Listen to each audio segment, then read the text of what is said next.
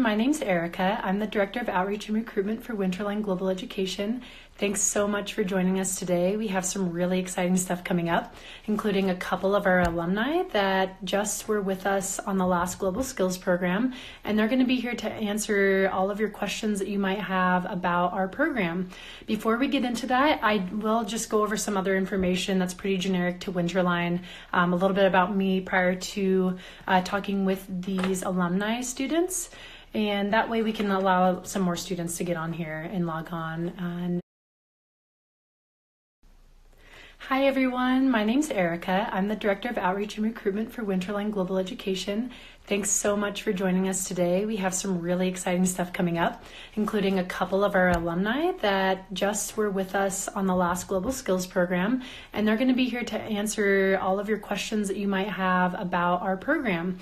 Before we get into that, I will just go over some other information that's pretty generic to Winterline, a little bit about me prior to talking with these alumni students. And that way we can allow some more students to get on here and log on and hear from our alumni. So in the meantime, about me a little bit, I was actually a field advisor for one of the cohorts for the 2017-18 year for Winterline. I did the entire full 9 months, our itinerary 1 itinerary. And this one actually spends a little bit more time in Southeast Asia and Europe, and it's currently the only one we have available as of right now. So there are about 5 spots left on one of our itinerary 1 cohorts. So if you are interested in joining us, there are only 5 spots and the program leaves in 6 weeks. So if you're really interested, apply now. We have interviews to do with you before you can onboard and enroll with us, plus all of the other onboarding processes that you might have. So hi Anna, previous student, not in my cohort, but in the other cohort that coincide with our other group of students on the Winterline program, excuse me. Awesome, we got some people coming on here. Hi everyone, great to see you all. Hello, Molita. A little bit more about me. I've spent a lot of time working in the travel industry for a couple different companies. I've been spending about 6 or 7 years working in this industry. What I really love about Winterline are the skill aspects. So seeing our students really engage, grow, and excel through these skills is huge. It's such tremendous growth that our students go through and take home with them, whether they're going on to college, trade school, straight into a career, who knows? It's really good for any student that is looking for anything out of this experience. It keeps you a little bit more on a structured path instead of, taking a year off. This is definitely a year on. A lot of our alumni would say the same thing. You are constantly traveling. We go to 10 different countries throughout a 9-month span, and during that time you take part in over 100 different skills. These skills pertain to potential college majors, potential careers, and just general life skills like conflict resolution, learning how to be a better public speaker, creating presentations, and also budgeting and planning for your own 1-week independent study project at the very end of the program, which is something our students love about this Global Skills program. I'll let our alumni talk a little bit more in depth at that. I'm sure they'll have a ton of questions from a bunch of you students out there that are here joining us, so I won't take up too much of this time. Some other things just to mention before we get started with our alumni is not only do we have 5 spots left for this coming program, we do still have scholarship and financial aid money available. So if you do need a little bit of extra help forwarding the program, we do have some support. So if you are interested in becoming a work study student, one of our alumni might be a prior work study student, so you should ask them questions about it. You can still apply for those. So hey, Nora. Oh, Stella. We have some previous students on this program on this live chat from the previous program. I'm glad that we have some more of the last cohort joining us. And she's coming. She's online. She's coming. I know. You miss her. So we're going to have our alumni join in. We have actually 2 alumni joining us. It's Christian and Maria. They were both on our program this past year, and just very last minute we found out that Maria was going to be joining us as well. Christian is visiting very close by to where Maria lives in Colorado, so they're going to be joining us. All right, we're just going to surprise, we're just going to I'm going to find you Christian real quick. I'm adding, so let's see if this works out. Yes, Maria. I'm so excited to have, this is the first Hello. Yay! guys are on. Hey guys. Awesome. Thanks you guys for joining in on this. Maria, hi. I got to talk to Hello. Christian a little bit before this, but Maria, it's really nice to see you. And we have a bunch of questions for you guys to answer. So we'll just kind of start making our way down the line. But there's going to be students on here. You guys can see that there's a little chat box at the bottom. Please write in, you guys. We want to answer your questions, and these two are going to take it over from here. So you guys just introduce yourselves. Let us know what your plans are for college, whatever it may be after this. And you guys know some of the questions you want to ask each other. So go ahead. Okay. You want to go first? Sure. My name is Christian Roach. I'm from Boulder, Colorado. I'm going to be a freshman at Loyola Marymount University in Los Angeles, California next year. Here's my special guest. Hi, I'm Maria from Crested Butte, Colorado, and I'm going to be a freshman at Colorado State University in Fort Collins. Is there something else I was supposed to say? No, I think that's it. Pretty good. So, guys, when you first were looking into gap year programs, what was one of your main reasons for deciding to take a gap year? I was just kind of a little tired of the academic life, you know, like school every day was kind of exhausting, and I feel like I just wanted to take a chance to travel before I went back to college and got back to that academic life. And I just wanted to see the world a little bit and know about it before I studied, I guess. Yes. Very similar answer for me. Just like very tired of the exact same thing every day. I feel like I could have gone to college, but I would not have put in my full effort. And now knowing like things that I'm more passionate about and stuff that I'm actually interested in, that will definitely help me. And I'm much more prepared now than I was like a year ago. Awesome. So what made you guys decide Winterline was the gap year program to choose when it came to choosing between all of the gap year programs that are out there? Well, a girl from my school, don't know if she's on here, Anna Nickerson, shout out. Anna is on here. Yeah. She did Winterline, and I saw like all of the things she posted, and I was like, ooh, that looks fun. So then and I hadn't even thought about doing a gap year before until like I saw all of that. So then I went to a gap year fair and talked to like a bunch of different programs. But I think for me, just like the diversity of the itinerary and like how we went to so many different places, like that stood out to me amongst like all of the rest. Yeah, what stood out to me was the skills. I feel like a lot of other gap year programs are more service-based, which is great, but I wanted something that would help me figure out what I wanted to do in college or with like life. And so the skills really stood out to me from other gap year programs. So. Awesome. So speaking of skills, what was your guys' favorite skill? Oh, so many. I know. A hard question. I really enjoyed scuba diving. I know that's a pretty popular answer. It was just so fun. Yeah. I feel like that's what like almost everybody says, scuba diving. So I'll do a lesser one. I also really enjoyed all of them. Probably our film workshop in Prague. That was really interesting. Just like, and they kind of set us free and like let us do this like 48-hour movie challenge. Our group took it very seriously. So my movie in particular, based on true events, our squad, I hope they enjoyed. I'll send out a YouTube link sometime. But I think we all took it pretty seriously, and it was really fun to see like everyone making the movies and then actually seeing them at the end. I actually got to watch your guys' movies, and they were pretty good. Like, I was impressed. That was impressive. Yeah, very, very well done. You guys learned a lot. What about your trimesters? Like, was there a huge difference between the trimesters? Was there one that you guys really stuck out to you as being your favorite at all? I really liked Asia. So that's try 2. I really liked it because I had never been anywhere close to Asia at all, and so it's just a super cool place to be. The skills were really fun. Like cooking was amazing. And yeah, that was my favorite trimester for sure. My favorite was probably Try 1.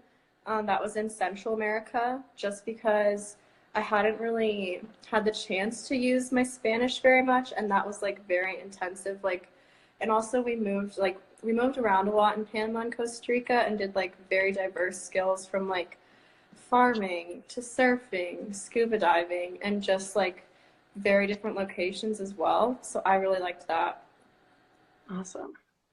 Is there, and then any specific countries that really stuck out to you as well? I really enjoyed our time in Costa Rica. So we got to do Rancho Mastatal, which was super unique and fun. We got to do scuba diving, which I said was my favorite. And then I got to do one of my first independent student projects, or as we call them, ISPs. And I got to do massage, and that was amazing. So my time in Costa Rica like really stood out. I had so much fun. And I would say that was probably my favorite country as well for like similar reasons, and just because we went to so many different things, and like since that was our first ISP experience, like we all still lived in like a town together, but we had different homestays. So like it was pretty independent and like did different skills. Like I worked on a dairy farm, milked some cows. we all love that. But a good experience. So this ISP you mentioned, independent study project, independent student project, there's a couple ways that it's thrown around within Winterline, but can you guys tell us a little bit more about like what those are, especially the last one in the third trimester? Like what were your experiences even on second trimester? You kind of have one, but it's more in like small group settings. So can you guys speak to those a little bit more? Yeah. My final ISP was, so we did scuba diving in Costa Rica, and then I decided that I wanted to go further with that. So I got my advanced open water certification in Portugal. And I would say like that was a really, really fun experience. It seems hard to plan. It seems daunting, but like we definitely like had the resources to do it, and like our field advisors really helped us out with that, since like even like in the first trimesters when we started to plan, so like you have tons of time to like make your own budget, decide where you want to go, and it's basically just like you do everything and you feel really prepared for it by like the time you do it. Yeah. So the first trimester, you have one ISP that they give you a bunch of options. So there was dairy farming, there was like upcycling. I did massage personally. And so you get to pick from the options. And so it's kind of individualized a little bit, but they take care of accommodations and stuff for you. And then the second trimester, there's another one, an ISP, and you go off in small groups. So I went to an Ayurvedic healing center, and you went to like a farm in India. And so you go off in small groups, and you get to, again, just choose your option, but accommodations are taken care of. And then as Christian said, like for the third one, you take care of everything: budget, transportation, how you get there, what you're doing, who you're doing it with. And it's a lot. But it's totally easy to do when you have the support of your FAs and everyone. Yes. Awesome. Yeah, you guys did some really cool stuff. And I mean, Christian, your video, I think, were you also in the video, Maria, that Christian made? I think we have a lot of footage of you guys. Yeah, you're all in that video. Cool. Yeah. Yeah, Christian has an incredible video, by the way. You guys should definitely check it out. You can post your link on here if you want to, Christian, to your YouTube channel. But really great footage that you guys got. And then Maria, you also took some really incredible photos for Winterline. You're one of our work study students. So can you explain that a little bit? Like, what was it like being a work study student for Winterline? Yeah, so I was a photographer for Winterline, and so I took most of the photos that you guys see on the Instagram, as well as MMA's. Shout out. Yeah. So what that means is that I basically took my camera with me, and I took photos, which I would have already done anyway, because I am doing amazing things and I want to remember it. But I just like made sure to take pictures of them doing awesome things, and took photos. And then every week or every 2 weeks, depending on what like service we had, like internet, I would upload the photos to a Dropbox, and they would just have access to my photos. So that's really what I did for my like work study for Winterline. Awesome. And was it challenging to balance the work for that, or like was there any advice that you would give any students that are potentially doing work study this next year, and balancing, taking photos, editing them, sending them in, Wi-Fi issues, whatever? Not really. Just be like in contact with Winterline. So like, hey, I missed this, and like I'll get it done as soon as possible. They're not like super strict, but just make sure you're getting it done. It's not too hard. I mean, I was already taking photos beforehand, so yeah. Awesome. Great. Well, so when it comes to any, I'm sure you guys experienced some challenges on the program. You're on it for 9 months with the same people. Sometimes people can get on your nerves. Sometimes there are skills that you don't enjoy as much as others, which is very normal. But what was some of your biggest social challenges or just challenges in general on the program, and how did you guys handle those?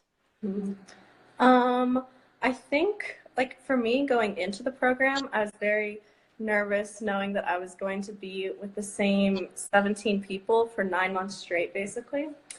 Um, then I think how I dealt with that is you can find time for yourself, like reading books or journaling or like just watching movies by yourself. Like self-care was definitely, like we talked about that so much that like we all pretty much were able to find time for ourselves. And we did a lot of like conflict resolution and like just how to communicate better with like your roommates. And like also if you're having a problem with like one person on the program, you have like 17 other people and they're all there to support you, and like you can go off, do your own thing if you need like a break. And from Nora, previous student, painting nails is key. So those of you that like painting nails, I guess. That is self-care. Yes. That we did on Winterline. Self-care. Yeah. Awesome. What other like advice in general for like a student that's signed up for the program this coming fall? What kind of advice would you guys give a future Winterliner, if anyone's considering taking the Global Skills program as their gap year choice? I would say like just kind of go into it obviously with an open mind, but like you're gonna be with these people for the next like 9 months, so just like be yourself from the get-go, and they kind of like have to accept you. And we got so close by the end, but you can get super close to these people, and like don't be scared. It's like such an awesome experience when the like squad is tight and like we all know each other, we're all friends, and we just hang out. And like honestly, like drama is totally not worth it. It ruins the experience. So just like go in it with that mentality of like I'm gonna be friends with everyone, and you totally will. Yes. And from Emma as well, another alumni, she wrote into, and she says, have no expectations. Yeah. That's key. Shout out to Emma. No expectations. Yes. Also, shout out to all of our friends on here. Nora, Stella, hello, we see you. Ivan. Lifelong friends, Winterline. Yes.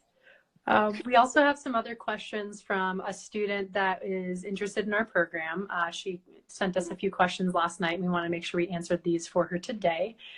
So we've already answered some questions about like challenges and things, but was there any skills that you guys really didn't like, and how did you handle that? Or did you give it a second chance? Like, how did you guys work through when you weren't really chill with the skill, I guess I would say? Okay. Let's see. Skills I didn't like. There were some that were tougher than others, like some that I just like wasn't super interested in, but I had my friends around me to make it fun. If you have a group around you that's as cool as the people that Winterline pick and find, then you can make anything fun. Luckily, nothing lasts too long on Winterline. You're moving around a lot and you're doing a ton of different skills. So if you don't like something, like, yeah, you can just like find a way to make it fun with your friends, and then just it's not going to last too long. Yeah. Sound good? Yeah. Can you guys tell us 3 things you wish you had known about the program before you started it?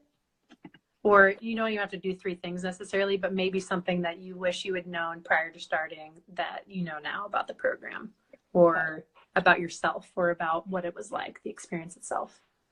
Okay.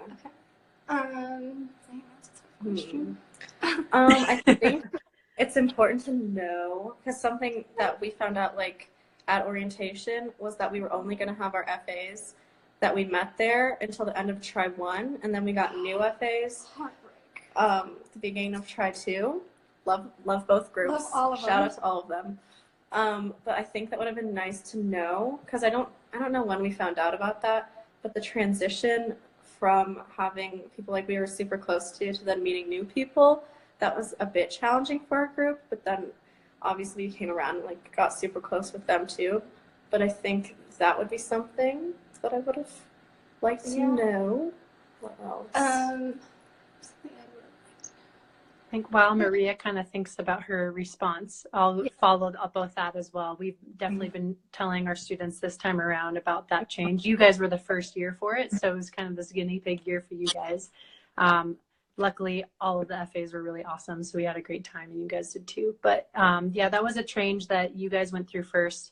My year was the last year that they did the full 9 months with the same field advisors, and it's basically just so that our students have really strong field advisors the entire 9 months. That was basically the change we made, just so there was less burnout from the field advisors. You know, there's 2 of them for how many some odd students. You want to make sure that everyone's happy and healthy, and that includes the people that are leading the program. So, Maria, back to you. Okay, something I wish I would have known. I guess the packing list was something I wish I had kind of known. Yes, it's an amazing packing list, but you can take stuff besides what's on the packing list. Yes. And you're allowed to have a couple things that you just want to take because you like them, and that's fine. Like, I didn't take any like clothes that I really liked, and I regret that because like I just wanted to feel nice one day, and I just didn't have anything like nice to put on. So I wish I'd kind of done that a little differently. I guess that's it.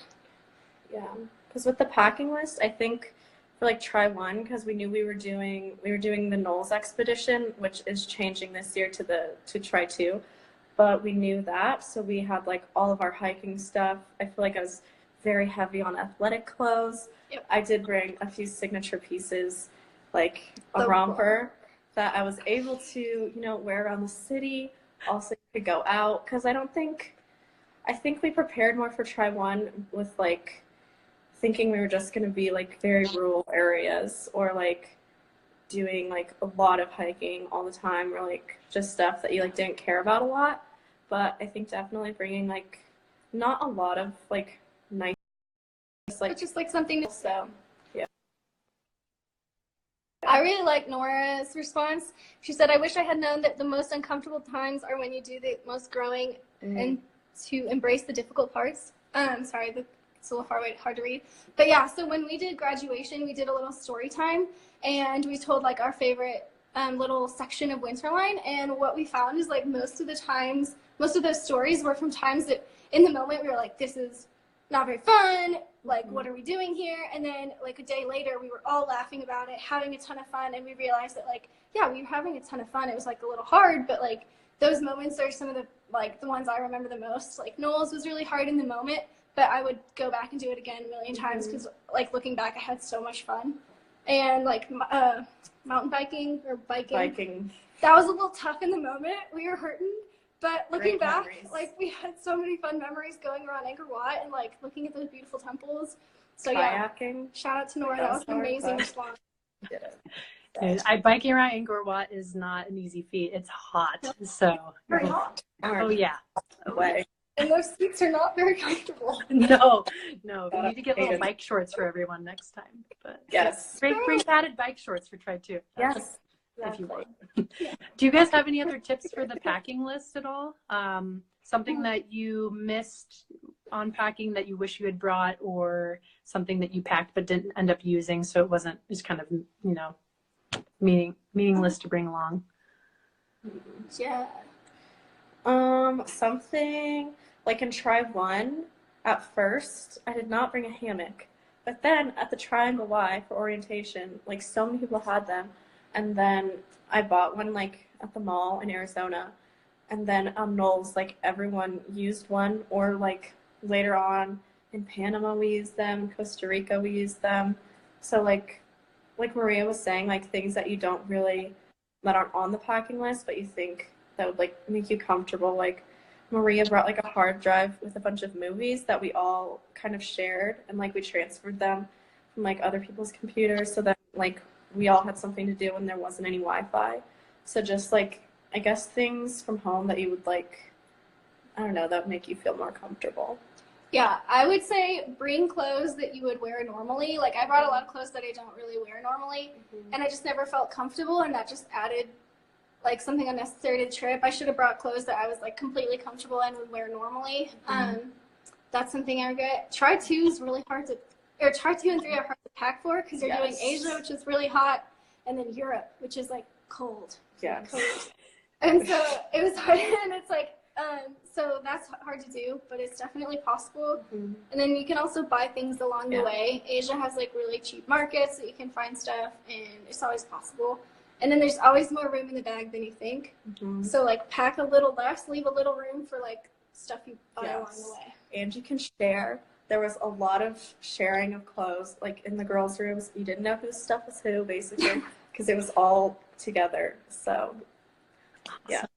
Yeah, I will echo that try 2-3 packing situation can be really difficult. And I think our year when we were in Venice, it actually snowed on us when we were in Venice.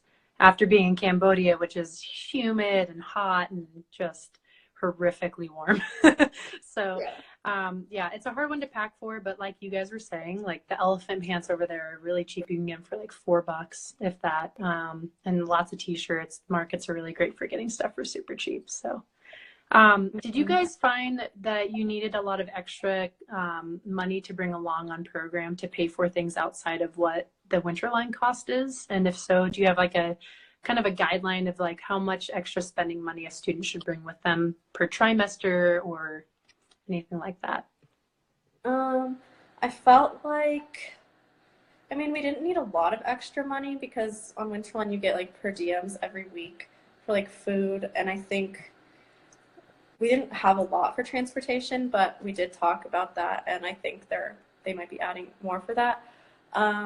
But like we have free weekends sometimes, and you can like plan a trip or something and go by yourself. So like when I was in Thailand, like I went to Chiang Mai, which is like a 14-hour train ride and stuff. So like that was extra money that I didn't think about. And then like Maria and I, some other gals, we went to the Sound of Music tour in Austria. Would highly Cool. recommend. 10 out of 10. So cool. So just things like that. You don't really, when you get to the country, you're not really expecting, because they don't really announce like this is, like you can do whatever you want like on Friday. Like it kind of rolls around and you don't really know. So definitely some extra spending money for like experiences, I would say. Yeah, like I know some people, I personally didn't, but went like ziplining in Costa Rica, and that wasn't covered. So it's just like having a little extra money for that, if you think that's kind of your style, is to do those adventures on the weekend and stuff. I don't know how much of an estimate. It depends. It really depends. If you think you're going to be like buying a ton of clothes and stuff, then obviously pack more or take more.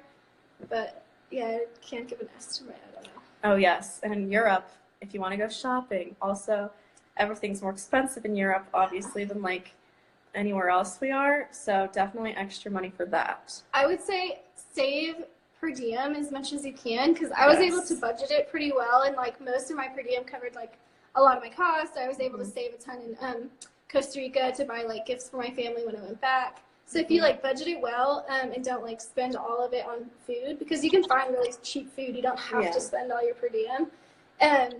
And then you can convert it to the next, if it's worth it. Sometimes it's not, but you can convert it to the next currency and have extra like cash in your pocket, which is really nice. So that's what I did. You guys sound like professional travelers at this point. Like, oh, you just go change your money and, you know, whatever. Yeah, check. Sometimes you can like look it up online, like, is it worth it to convert this much to the next currency? And it'll be like, no, just fund it. And then you have a really awesome night where you get to have like an extra dessert or something. Or you can be like, yeah, save it, and you can save it for the next country. So. Awesome. We only have a couple more questions here, unless there's people online watching this that want to ask some questions as well. Please feel free to write into the messenger down here. But there's just a couple more questions left. What I want to ask you guys is, when it comes to the spring break, there's the independent study project that happens first, but we do have a 1-week spring break afterwards that our students get to take part in, and that's their decision whether they join us where we have a hostel in the last country that we'll spend time in Europe. On my year, it was Czech Republic, so our students could hang out there before flying to the US for the final little bit of the program. But students in the past have done travel with sorry about that. The parents have come over to visit them. Friends or other students on the program may come visit them or go to other countries and travel for a week or so. So what did you guys do over your spring break time? So I was in Spain, same failing for my ISP. And I actually went up to London to meet my mom because that had been one of our goals together, is to go travel to London. That was amazing. I got to see mom after a couple months of not seeing her, which is great, and see London, which is not on Winterline. So it was exciting. Yes. Add another country to the list. Yes. I did a similar thing. I flew from Portugal and met up with my parents in Switzerland because it's on like my dad's bucket list to ski in Switzerland. So we did that. That was really fun. But then there were also people who like did stay in Prague. They seemed like they had really fun. Who traveled together. And Yeah. Stella, shout out. They went to Edinburgh together. Like, yeah, there's some people that did a 2-week-long ISP. So I know like Benji in our last group stayed with his homestay for 2 weeks instead of just one. So he was able to make a ISP 2 weeks. yes. Yeah. Awesome. And for your final question, before we take on what other students are writing in, also, if there are any other alumni that want to add in and say what they did for their spring break or their ISP, please feel free to write in right now. We'd love to hear more about your guys' stories. Is there anything that you guys regret doing or not doing during the year, and what would that be?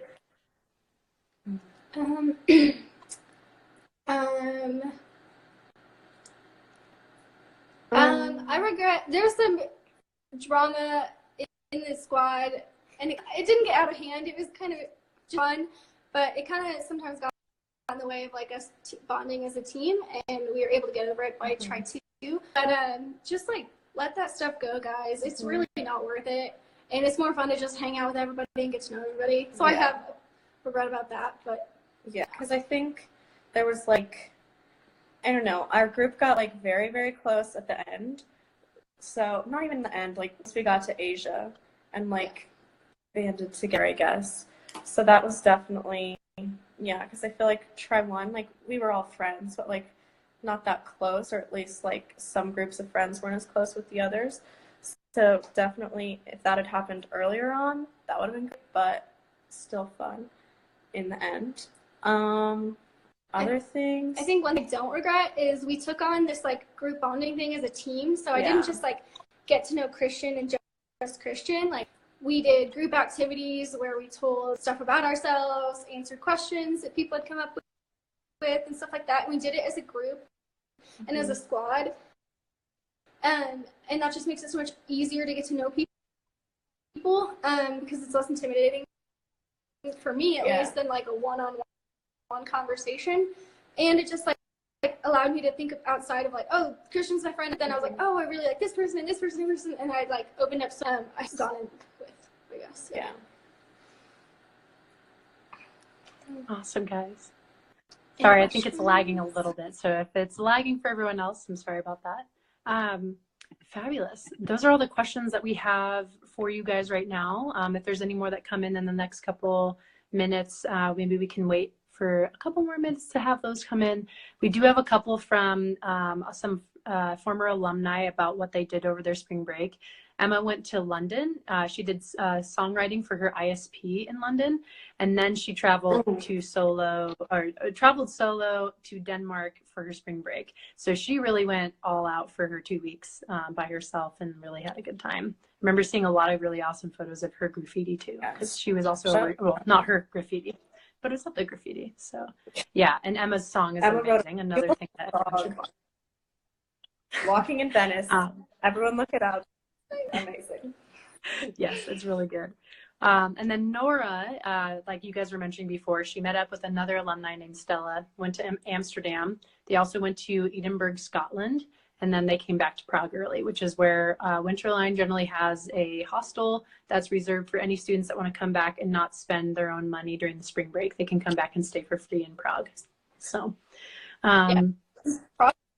it's awesome. There's so many donut thingies. Yeah. Oh, did you guys get the ice cream cones with the donut cone part? Yeah, it's like a donut in a circle and ice. So good. I had so many of them. It was not ideal. So good. Delicious. Well, guys, do you have any other questions? Do you guys have anything that you guys want to add, or any last things you want to say to any students that are looking into Winterline?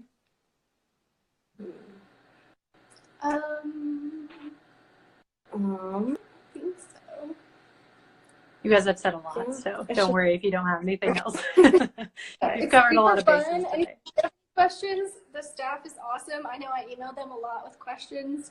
Like, hey, what about this? And they would answer really quickly. So that's awesome if you guys have any questions.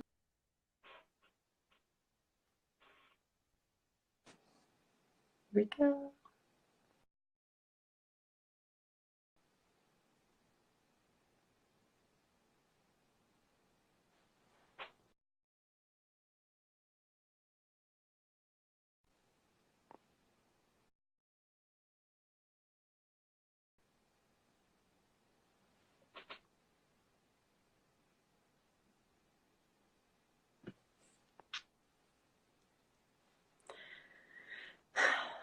Awesome, guys. Sorry, I'm having a little technical difficulty on my end with my Wi-Fi, but I really liked your guys' responses. Christian and Maria, thank you so much for joining us on here. You guys were wonderful alumni. I'm not sure what's going on right now, but I'm going to hang up here pretty soon with our 2 alumni. I do have a couple more questions to answer on here for some other students. So let me just say goodbye to these guys. Thanks again for joining.